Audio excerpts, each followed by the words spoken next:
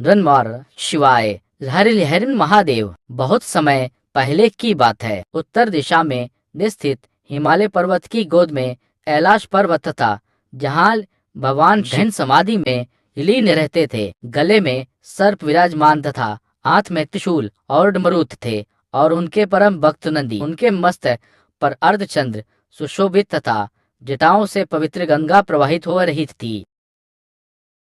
गले में सर्प विराजमान तथा हाथ में त्रिशूल और डमरूत थे, और उनके परम भक्त नंदी उनके समीप बैठे रहते थे। चारों ओर दिव्य शांति और जन्मा शिवाय का पावन स्वर गूंजता रहता था। उधर हिमालय के राजा हिमवान और रानी मेनक के घर एक दिव्य कन्या का जन्म हुआ। उसका नाम पार्वती रखा गया। उनके जन्म के समय देवताओं ने स्वर्ग से पुष्प वर्षा की। महर्षि नारद ने भविष्यवाणी की कि यही कन्या आगे चलकर भगवान शिव की अर्धांगिनी बनेगी। बचपन से ही माता पार्वती भगवान शिव की भक्ति में लीन रहती थी। समय बीतने पर माता पार्वती ने भगवान शिव को पति रूप में प्राप्त करने का संकल्प लिया। वे हिमालय के घने जंगलों में चली गईं और कठोर तपस्या करने लगी। उन्होंने पहले फल खाए, फिर केवल पत्तों पर जीवन बिताया और अंत में अन्न जल का त्याग कर दिया। वर्षा, गर्मी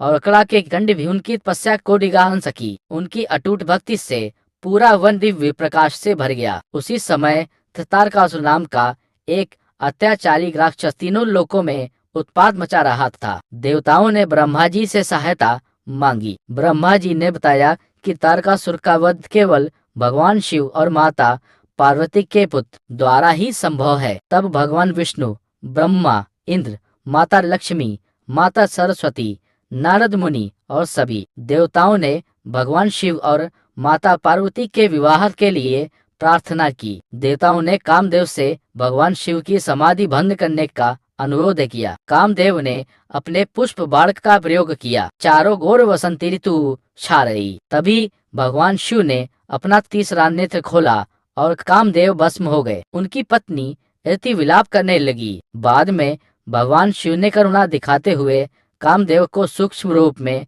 पुनः अस्तित्व प्रदान किया। इसके बाद भगवान शिव ने माता पार्वती की भक्ति की परीक्षा लेने का निश्चय किया। वे एक वृद्ध साधु का रूप धारण करके उनके सामने आए और बोले, ऋषि तो भस्मधार करते हैं, रशुशान्य रहते हैं, नाग पहनते हैं, तुम उनसे विवाह क्यों करना चाहती हो? माता पार्वती ने विनम्रता से उत्तर दिया, भगवान शिव संसार के सबसे महान, करुणामय और परमेश्वर हैं। मैं उन्हें ही अपना पति मान चुकी हूँ। मेरे लिए उनसे श्रेष्ठ कोई नहीं। माता पार्वती की अटूट श्रद्धा देखकर भगवान शिव अपने दिव्य स्वरूप में प्रकट हुए। उन्होंने माता पार्वती की तपस्या स्वीकार की और विवाह के लिए सहमति दे दी। इसके बाद कैलाश से भगवान शिव की भव्य बारात निकली। नंदी सबसे आगे चल रहे थे। भगवान गणेश, भगवान कार्तिकेय, नारद मुनि, ब्रह्मा जी, भगवान विष्णु, माता लक्ष्मी, माता सरस्वती, इंद्र देव,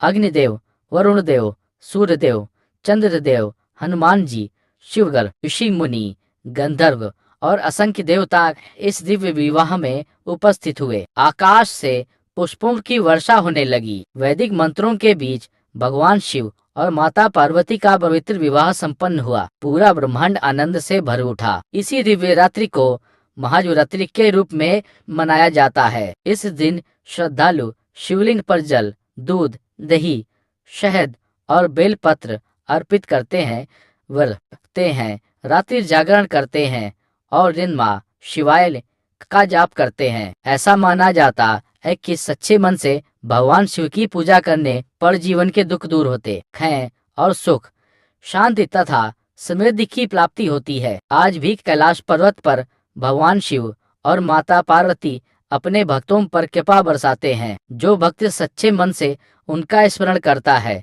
उसकी मनोकामनाएं पूर्ण होती हैं और उसके जीवन में प्रकाश, प्रेम और कल्याण का मार्ग खुलता है। हर हर महादेव शिवाय।